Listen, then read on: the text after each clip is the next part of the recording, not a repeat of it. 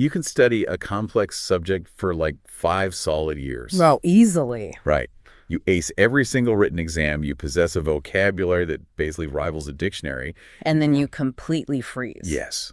You just freeze. The second a stranger looks you in the eye and asks something incredibly simple, like, what's your favorite food? It is so common. It happens to almost everyone. Today we are looking at this phenomenon, the fluency freeze, and how the secret to hacking your brain's language center might just be, well, sitting right on your dinner plate. Yeah, because the gap between knowing something on paper and actually executing it in real time, it's one of the most frustrating cognitive bottlenecks we experience. Oh, for sure. We're pulling from a really fascinating set of source materials today, centered around the story from the Easy English podcast.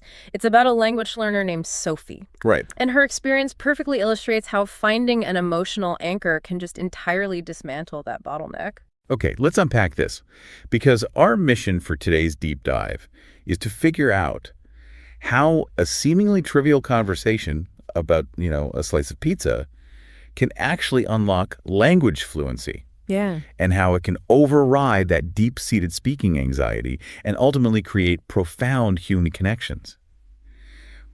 But to understand the solution, we really have to look at the mechanics, right? Exactly. We need to look at what happens in the brain when we try to communicate under pressure. So tell us about Sophie. Well, we see this classic split with her. The split between passive comprehension and active production.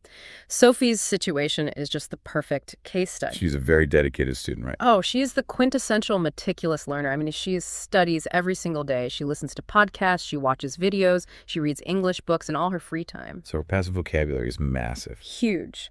But speaking remains this almost insurmountable hurdle for her. When someone asks her a question in English, she just panics. Her brain just shuts down. Pretty much. It immediately fixates on the fear of making a grammatical error or, forgetting a specific word. It's the academic equivalent of studying the theory of riding a bicycle for years. That's a great way to put it. Right. You read all the manuals. You understand the physics of balance and gyroscopic momentum. You know the names of every single gear and sprocket. You've got all the data. Exactly. But none of that theory actually stops the wobble the moment someone hands you the handlebars. Yeah. Knowing how a bike works on paper just doesn't translate to muscle memory when you're actually on the seat. No, it doesn't. And the wobble happens because reading and listening engage an entirely different cognitive system than active speaking does. Oh, really? Yeah, when Sophie is reading, she controls the input. She controls the pace. You can stop and think. Right. Speaking removes that safety net completely. It requires this rapid, real-time data retrieval while you're simultaneously managing social dynamics. Which is stressful enough on its own. Exactly. And when you add performance anxiety to that equation, the brain's executive function just gets overwhelmed. Wow. In linguistics, this is often referred to as the affective filter. It's basically a psychological wall that goes up when we feel stressed or self-conscious, and it literally blocks access to the vocabulary we have already stored in our brains. Which perfectly sets up this incredibly high-stakes moment in her classroom. It is the moment she is essentially forced to grab the handlebars. The dreaded speaking prompt. Yes. Her teacher walks in, carrying a notebook, and writes this single prompt on the whiteboard. Talk about your favorite food for 2 minutes. And 2 minutes sounds like an absolute eternity when you're staring down the barrel of public speaking, especially in a language you're not confident in. Oh, I would be sweating. For many students in that room, though, it's an easy assignment. They start chatting, they're smiling, jotting down little notes. It's Sophie. Sophie's immediate internal reaction is just pure panic. She's thinking, what can I possibly say for 2 whole minutes? It's only food. It's only food. That framing is the trap right there. Yeah, it is. She is viewing the topic as entirely shallow and transactional. She thinks she's being asked to, recite a grocery list or read a menu out loud to the class. Right. But then, sitting at her desk that evening, she's forced to confront the assignment. She finally asks herself the core question, what actually is my favorite food? And the answer is instantaneous. Pizza. No hesitation whatsoever. She loves the crispy crust, the melted cheese, the smell of the oven. The good stuff. Exactly. But notice the psychological pivot that happens next. She stops focusing on the physical attributes of the meal itself. Okay. The sensory details trigger this total avalanche of emotional memories. She starts picturing family dinners, Oh, I see. Yeah, she remembers childhood birthday parties, weekend gatherings, evenings spent laughing with friends around a table. So the sensory details act as a sort of tripwire for her emotional memory. They do. It makes me wonder, is this the secret shortcut?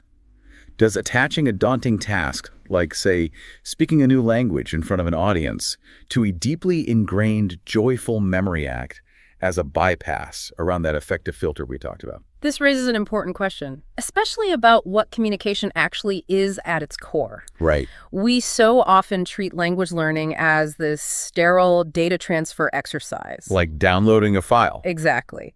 But food is not just sustenance. It is fundamentally connected to survival, to emotion, and to our foundational experiences with the people we love. It's totally wired into us. It is deeply encoded in our associative memory. So when Sophie taps into those vivid memories, she is no longer trying to just survive 2 minutes of academic speaking. She has a real reason to speak now. She suddenly has a story she actively wants to share. She found her why. The motivation shifts from extrinsic to intrinsic. She isn't performing for a grade anymore. She wants to express a piece of her actual identity. But, a why without a how is just a recipe for frustration. She still has to stand up and deliver this story in a language that terrifies her. True, and this is where her preparation method completely shifts from passive intake to strategic acquisition. Okay, what does she do? Instead of trying to memorize just a randomized list of dictionary words, she seeks out targeted vocabulary for her specific narrative. She uses a resource called English Vocabulary in Use. But she's not just reading it cover to cover. No, she doesn't browsing aimlessly. She hunts for highly specific sensory words to describe her memory. Words like ingredients, flavor, recipe, delicious, homemade, spicy, savory, crispy, fresh. And she doesn't just isolate those words on flashcards, right? She starts building foundational syntax around them. Right, putting them into action. Like the ingredients are fresh, the crust is crispy, this recipe is homemade. She is building the architectural scaffolding for her story. And then the next day, she takes it a step further. She starts reading a book called Short Stories in English for Beginners from Teach Yourself. Okay, so seeing the words in action. Yes. By consuming stories centered around everyday scenarios, she begins to notice the context.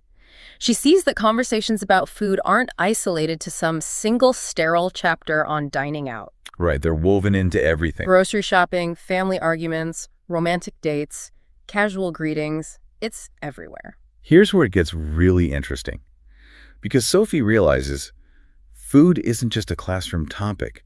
It's a real-life utility. Exactly. She is packing a very specific toolbox. Think of it like the difference between trying to memorize the entire inventory of a hardware store. Just in case you might need something one day. Right. Versus packing a targeted toolkit because you know you are building a birdhouse. That makes so much sense. When you know exactly what you are building, the tools have immediate value and context. She is transforming abstract vocabulary into a tool for personal expression. Okay, but let me stop you there for a second. Because the toolbox analogy has a pretty massive blind spot. Yeah, if I pack a highly specific toolkit to build a birdhouse, I still need the physical coordination to swing the hammer without shattering my thumb. Fair point. In language learning, the hammer is real-time syntax and grammar. Does having the isolated word crispy written on a notepad actually stop her brain from freezing when she has to string a sentence together with her heart rate at, 120 beats per minute? I see what you're saying. I mean, memorizing adjectives doesn't inherently fix the fluency freeze, does it? That is the crucial friction point. And you are absolutely right. The isolated word itself does not save her. So it does. What saves her is the mechanism of associative memory. By anchoring the English word crispy directly to the vivid sensory memory of her family's pizza, she isn't storing it as a random data point in her working memory. Oh, she's attaching it to a feeling. Yes, she is weaving it into a pre-existing neural pathway. Neurologically, when she accesses the joyful memory of the pizza, the targeted vocabulary gets pulled along for the ride. The emotional memory acts as the track, and the vocabulary is the train. She doesn't have to consciously search that hardware store for the word while she's panicking. The word is already loaded in her mind because it's attached to the emotion. Ah, I see. The emotion itself is the delivery mechanism for the vocabulary. She isn't translating from her native language to English in real time. She's translating from feeling to English. Exactly. Which brings us to the moment of truth. Presentation day finally arrives. The big day. The classroom gets quiet. Her name is called. She stands up. And despite all of this brilliant cognitive mapping we just talked about, the physical reality of the situation hits her. Yeah, the body still reacts. Her heart is beating incredibly fast. Her voice is actually shaking slightly as she starts speaking. Because the physiological response to public speaking is hardwired. Cortisol and adrenaline still flood the system. The fear doesn't just magically evaporate because you prepared well. Right, so she starts very literally focusing on the mechanics. She says, "My favorite food is pizza. I have loved pizza since I was a child. I enjoy the crispy crust and melted cheese." Very structured. She mentions her favorite toppings are mushrooms and olives. It is heavily structured and careful. But as she transitions from simply describing the physical attributes of the food to describing the act of making pizza with her family, that profound shift we discussed happens in real time. The affective filter comes down. The narrative flow takes over entirely. She completely forgets her nerves. That affective filter drops, and she stops agonizing over the grammar rules mid-sentence. She stops self-editing. She stops self-editing every single syllable before it leaves her mouth. Because she is back in that joyful memory. She is visualizing her family kitchen, not the stressful classroom. What's fascinating here is the feedback she receives after she finishes and how she internalizes it. What did the teacher say? The teacher smiles and says, "Excellent work, Sophie. You spoke clearly and naturally." And Sophie feels this immense wave of pride. That's awesome. But she isn't proud because her syntax was flawless or her grammar was mechanically perfect, because it likely wasn't. She is proud because she achieved true communication. She successfully transferred an entire concept, a feeling, and a memory from her own brain into the brains of her listeners. That is the ultimate function of language. Yeah. We so often conflate fluency with mechanical perfection. We really do. But fluency is actually about flow. It is about expressing real thoughts and experiences without the mechanics getting in the way of the message. Right. When you care deeply about what you are sharing, the brain prioritizes the human connection over the technical rules, and the language just begins to flow naturally. It is an incredibly liberating concept. You do not need a massive, sophisticated lexicon to be understood. You just need authenticity. Precisely. And once Sophie experiences this localized victory in just a 2-minute presentation, it fundamentally alters how she engages with the language as a whole. She doesn't just stop at pizza. Oh, no. She leverages that momentum immediately. She expands her menu, so to speak. Yeah. She starts talking about her favorite breakfasts, traditional dishes from her home country, special holiday meals, complex family desserts. Every single one of these topics becomes a low-stakes arena for her to practice speaking.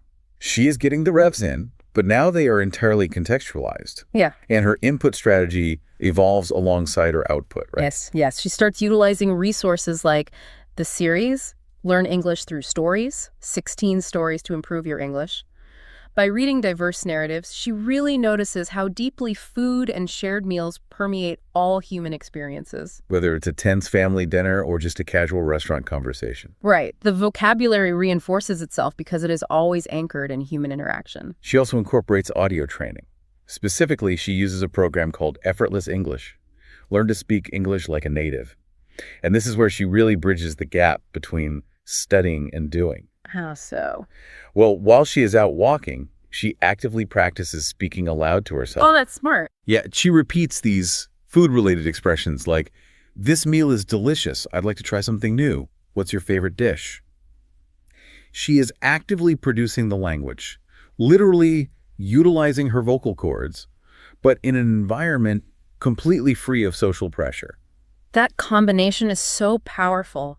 That emotional anchoring, contextual reading, and low-stress verbal practice, it all culminates beautifully months later. What happened? She decides to join an online English conversation group. She logs into a virtual room filled with people from all over the world, representing entirely different cultures and backgrounds. That's a big step. Huge! And during the meeting, the host of the group asks the exact same question that paralyzed her months ago. What's your favorite food? But there is no fluency freeze this time. None. The affective filter doesn't even twitch. She smiles, she speaks confidently, and she shares her pizza story. That is so great. And what happens next is really the best part of this entire case study. Her story acts as a catalyst for the rest of the room. It opens everyone else up.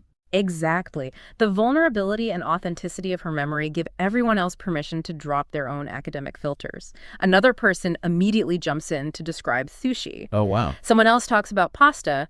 Another participant breaks down a highly complex traditional family recipe. The entire group ends up laughing, exchanging these vivid, highly personal experiences. It creates a global table. It really does. Sophie realizes something profound in that moment. Food connects people, regardless of geographical borders or the language they are clumsily attempting to speak. Because everyone on Earth has a favorite meal. And more importantly, everyone has a favorite memory associated with that meal. So what does this all mean? It means food is the ultimate universal equalizer. It does not matter if your grammar is broken, if your vocabulary is limited to 100 words, or if you have a heavy accent. Not at all. When you talk about the meals that shaped you, everyone has a seat at the table. It's a shared human experience that completely neutralizes the anxiety of trying to be perfect. It provides a safe harbor for connection. In that virtual room, no one was being evaluated on their linguistic mechanics. They were simply being appreciated for their humanity and their stories. And that brings us directly to you listening to this right now. The next time you are at a networking event, on a date, or maybe tackling a new language yourself, and someone asks you, what's your favorite food? Do not just give them a one-word answer. Please don't. Don't just say pizza or sushi or tacos and let the conversation die on the vine. Use it. Tell them a story. Describe the textures. Yes. Describe the flavors. Explain why you love it. Was it the first meal you had on a trip that completely changed your perspective? Was it a dish your grandfather spent all Sunday cooking? Every single conversation is an opportunity to practice, to express yourself, and to forge a real connection. We've seen how food bypasses our internal language filters and our anxieties because it is so deeply tied to our emotions and our fondest memories. Yep. It makes you wonder, what other simple, universal, everyday experiences are we taking for granted that could actually be the secret key to breaking down barriers and truly connecting with someone new? That is definitely something to chew on. Pun absolutely intended. Thank you for joining us for this deep dive. Keep practicing, keep speaking, and above all, keep sharing your own stories. We will catch you next time.